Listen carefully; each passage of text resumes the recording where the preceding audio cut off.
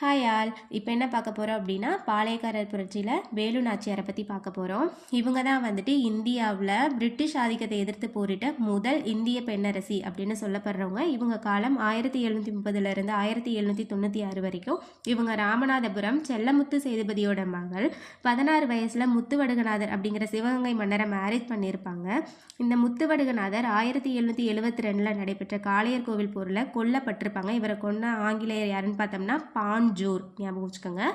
இந்த முத்துவடுகநாதர் இறந்ததுக்கு அப்புறமா இந்த வேலு நாச்சியார் அவங்களோட மகள் வெள்ளச்சி நாச்சியாரை கூப்பிட்டுக்கிட்டு திண்டுக்கல்ல விருப்பாச்சிங்கிற இடத்துல இருக்க கோபால நாயக்கர்கிட்ட அடைக்கலம் போகிறாங்க. 8 வருஷம் அங்கே மறைவு வாழ்க்கை நடத்தியிருப்பாங்க. அங்கேருந்து ஒரு படையை உருவாக்குறாங்க. அந்த படையில் யார் யார் இருந்திருப்பாங்கன்னு பார்த்தோம்னா குயிலி, மருது சகோதரர்கள், அதுக்கப்புறமா அவங்களோட தளபதி தாண்டவராயன். ஓகேங்களா? தாண்டவராயன் மூலமாக கடிதம் எழுதி ஹைதர் அலி கிட்ட, அதாவது உருது மொழியில் கடிதம் எழுத சொல்லி அவங்க கிட்ட வந்துட்டு உதவி கேட்டிருப்பாங்க. இவங்களுக்கு உதவி செஞ்சவங்க யார் யாருன்னு பார்த்தோம்னா கோபால நாயக்கரும், திண்டுக்கல் கோபால நாயக்கரும், ஹைதர் அலியும். ஓகேங்களா? அதுக்கப்புறமா உடையாள் அப்படிங்கிறவங்களுக்கு இவங்க நடுகள் வச்சுருந்துருப்பாங்க.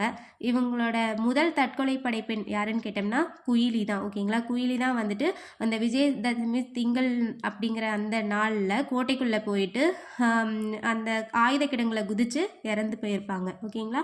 இதனால் வேலு நாச்சியார் வந்து போரில் வெற்றி பெற்று காளையர் கோவிலை மீட்டிருப்பாங்க. எப்போன்னு பார்த்தோம்னா 1780 காளையர் கோவிலை மீட்டிருப்பாங்க. இவங்களுக்கு உதவி செஞ்ச மருது சகோதரர்களில் சின்ன மருதுவ சிவகங்கையின் சிங்கம் அப்படின்னு சொல்லுவாங்க. இவங்க தான் ஆலோசகர், வால் பிரிவுக்கு தளபதியாக இருந்திருப்பாங்க. பெரிய மருது வந்து படை தளபதி, வளரி பிரிவுக்கு தளபதியாக இருந்திருப்பாங்க.